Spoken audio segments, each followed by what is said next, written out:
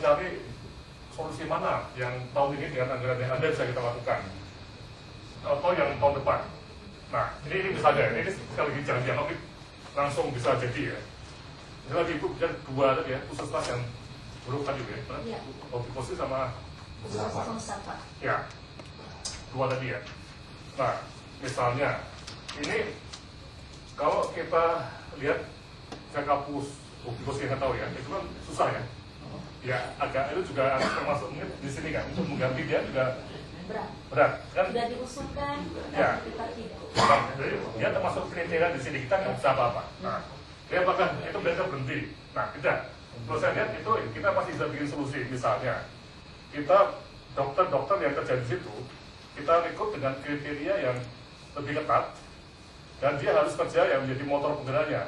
Kampusnya mau tidur-tidur mau apa ya silakan ya, tapi bisa nggak puskesmas itu motor penggeraknya dokternya itu? Dokternya waktu pertama Pak dokternya bagus, ya. Bisa, tapi setelah mereka punya insentif kinerja diambil sama kepala puskesmas, maka dokternya melempem lagi. Ya justru itu yang kita. Nah solusi yang kita ambil, ini saya ada perintahkan saya punya bendahara untuk tahan uangnya, kita akan bagikan secara tunai, tidak lewat rekening kepala puskesmas, tapi tidak lewat rekening puskesmas, tapi kita ambil tarik tunai dan kita akan bagi, tunggu saya pulang. Ya, itu solusi. Sebenarnya Pak, itu otoritasnya ada di Dinkes, ya. Nah mungkin juga untuk yang tahun depan, ya kita harus pilih, kita ikut dokter-dokter yang memang kontraknya itu jelas tadi Pak sudah berbasis kinerja ya, bahwa dia di kontrak 9 juta atau 10 juta itu harus 5 hari seminggu jam 8 sampai jam segini dan kerjaannya harus menghidupkan kembali puskesmas. Kalau ada misalnya kemalingan atau macam-macam dia harus juga berusaha untuk memengaruhi camat atau bagaimana. Ini dia punya semacam job yang sangat-sangat menantang gitu. Nah, sudah Pak, ya. Memang untuk tahun 2010 sampai dengan 2011 kita belum bikin kontrak kerja karena kita berharap dokter datang dulu. Karena kita berharap dokter tidak pernah ada, akhirnya kita berharap dokter datang dulu. Dari 12 dokter yang kita datangkan sampai sekarang ada 5 dokter yang terus bertahan.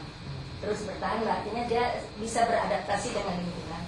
Sementara 7 dokter lain sih lima itu di Wolo ini Pak. Ya, yang kita tadi, yang puskesmas tadi. Ya, di puskesmas itu ya, tadi. tapi saya lihat dokter puskesmasnya, PTT-nya itu make use apa? Memanfaatkan.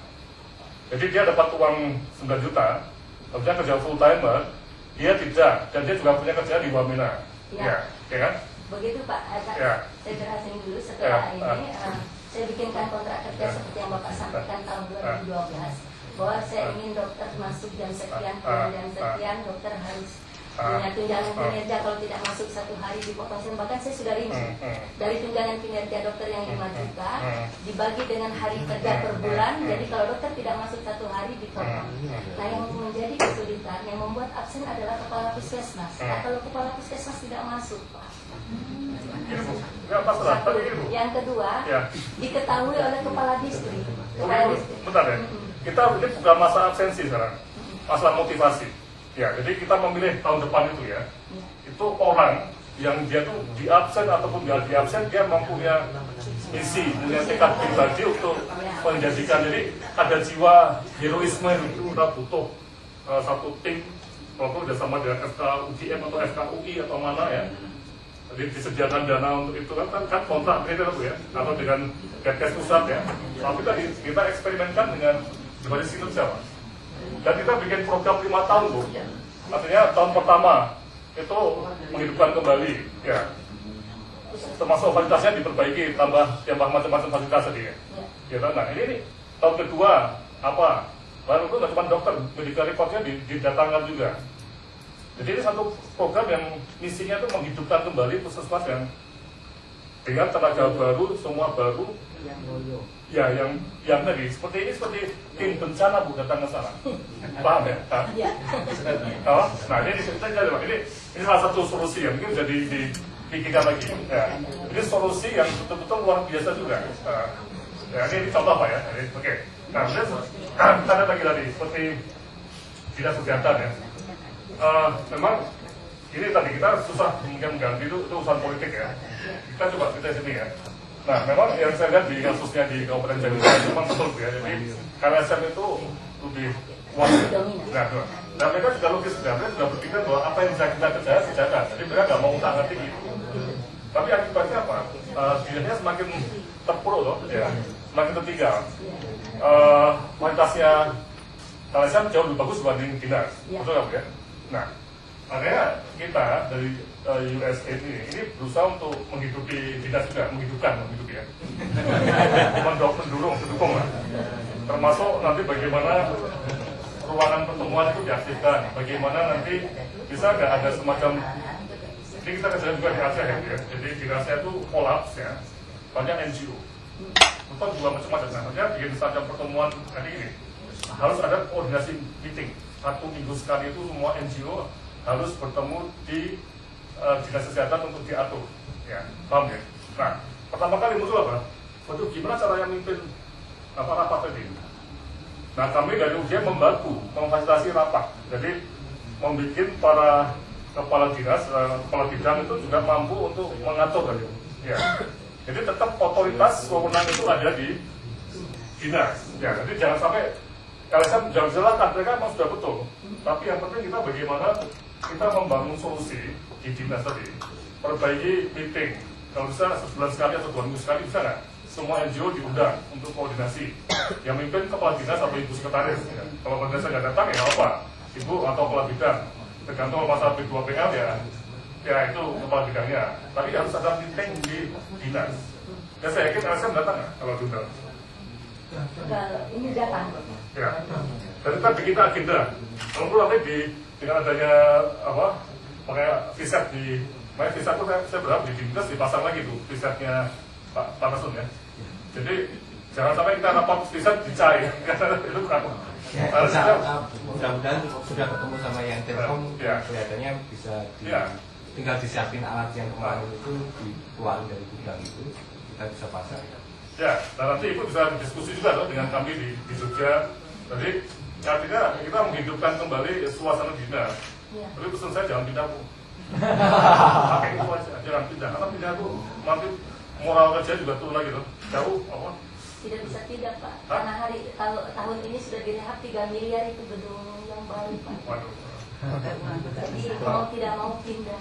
Karena itu rencananya untuk pembuatan laboratorium. Iya Pak, yang lama. Yang lama. Tapi tolong jangan sampai moralnya turun lagi loh nanti. Ya itu yang jadi apa? Karena itu banyak kan jauh dan ya. Karena tidak mungkin lagi tidak pindah karena selama ini alasannya kondisinya yang tidak mungkin digunakan. Tahun ini ada dana rehab berat itu 3 miliar untuk kantor dinas yang baru. Oke, maksud nanti visetnya bisa dilihat apa? Visetnya bisa.